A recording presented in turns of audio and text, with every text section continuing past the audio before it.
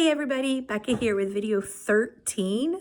And this is the 13th video on April Fool's Day. So what? Okay. But I did some live classes today and had a lot of fun with that with students. So I really encourage you, if you have an opportunity to do that, it's fun and they tend to enjoy it. So recommend it. So a couple of things for you today. So an activity that you can play in your classes as a great warm-up game, and it was actually super funny to watch it. We use Zoom, but Google Meets with the tile view would also work for this, is Tiger, Alien, Cow. And it's a game relatively certain. I got it from Improv Encyclopedia originally, but you play it and it's trying to get to a group consensus. So there's 3 positions and there's Tiger and you go, rawr, only with 2 hands normally, but I'm holding the phone. And then you do a cow. And for the purpose of this, we put our hands on our face and went moo. Normally it's your hand on your tummy, but doesn't really work online. So moo for cow, rawr for tiger.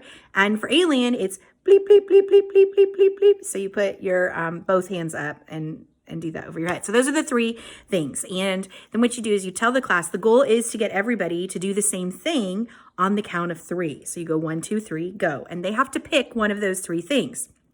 And of course, nobody does the same thing. It's really interesting actually to see how many of what each class does. And then you say, okay, watching each other and do it again. And, in the classroom, when you're physically there, it's such a great way to watch body language and pick up cues. And this actually works online too. It's something entirely different that you have to watch for. It was super funny.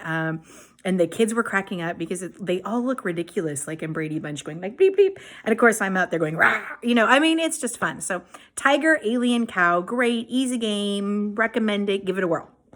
So there you go. Today's live class was the sound effects that we're starting our cartoon unit.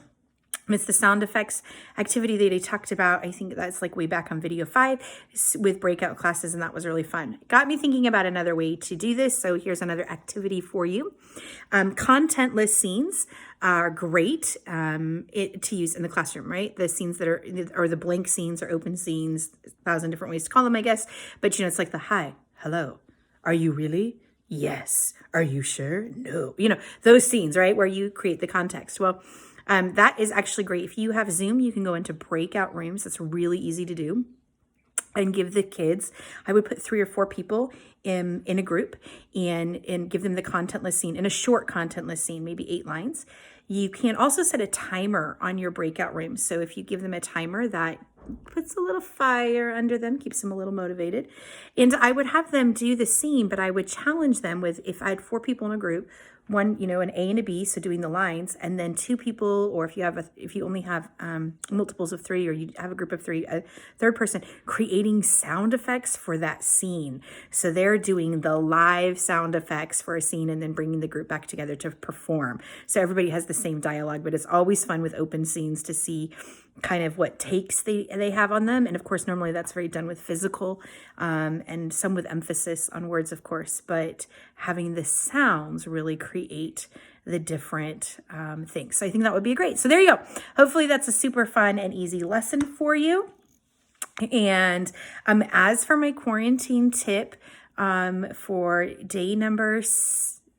week number 6, day number 3, I reached out yesterday to a coworker that I haven't talked to in 4.5 weeks. And it's not that I wasn't talking to them. I don't mean it that way. It just means that I was like, hey, I realized I haven't talked to you since X. I'm alive. Are you alive? And so can I just encourage you, this is not a coworker that of course, the people I normally talk with, I'm still talking with all the time, right? But this is somebody who I would normally often see in the hallway. And I would stop and chat with when I saw him in the hallway, or, it's just somebody that I would chat with, not that is necessarily a personal friend outside of work. But I find that you've just got to create connection. It's so isolating the longer you're home. And it was really great. And so I just sent that person a quick email, and then they called last night and we got to chat. So there's my recommendation. Reach out to somebody, your hallway buddy. Maybe that's what we'll call them. Somebody that you would normally stop and talk to in the hallway, but you haven't reached out to and talked to them, and just check on them. Make sure they're doing okay. We joke, us introverts need to check on the extroverts and make sure they're alive and well. So hope that helps, and I will see you guys tomorrow.